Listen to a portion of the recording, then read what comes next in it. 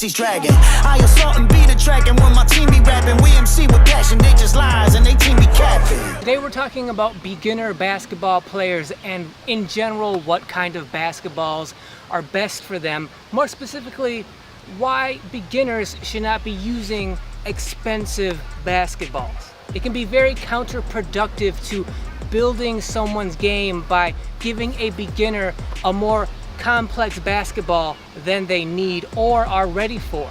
If you get a beginner player, a prospective potential player, just a regular, normal, basic basketball, if they take to the game while using that very basic basketball, then now you know for sure that it's much more likely that they are going to progress and stick with the game because they actually love the entirety of the game. They've experienced what it's like to bounce and shoot and run after, pass, catch a basketball, even though it's a simple, basic basketball, and yet they love it still. If they only are engaged in the game because they have a fancy, expensive, impressive basketball so that they can show off to, the other people around them, then maybe they're involved in the game for the wrong reasons. And if that's the case, it's very unlikely that's going to be sustainable over years to come. So maybe you get an expensive, complicated, fancy basketball now,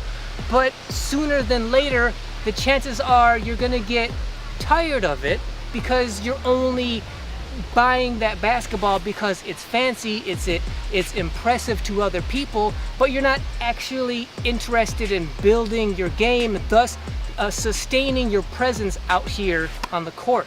Thus you'll pay a lot of money for that expensive basketball one time, use it for a year, and then lose interest and never use it again. So today let's talk about the two main reasons I have for why beginner players should start off using basic basketballs, not expensive ones. Reason number one you should start with the basic basketball is because my 30 years of outdoor park basketball experience tells me that there is an actual process, an actual hierarchy to learning the game in the most efficient and effective ways possible. One of those universals is that every player starts as a blank sheet. Now, some players may have more innate, born with natural basketball talent than other players, but in terms of skills, in terms of experience, we all start as a blank sheet. We all start from the same place. So if we all start our basketball journeys in the same place and start going down the same general path, my mentality is that you as a blank slate as a player should also start with a blank slate as a ball. What I mean is more expensive, more complicated, complex, more higher quality basketballs have features to them that make playing basketball easier. You as a beginner don't want those yet.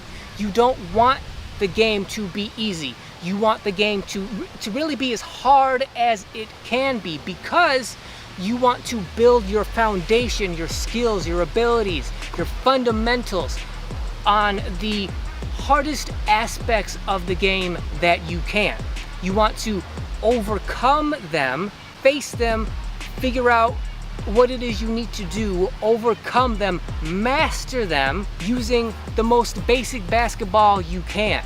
At the beginning, you want the game to be as hard as it can be so that later on, years into your career, the game is so much easier for you than your contemporaries who are at the same experience level as you, but for you the game is so much easier because at the beginning you made it harder and then you overcame that.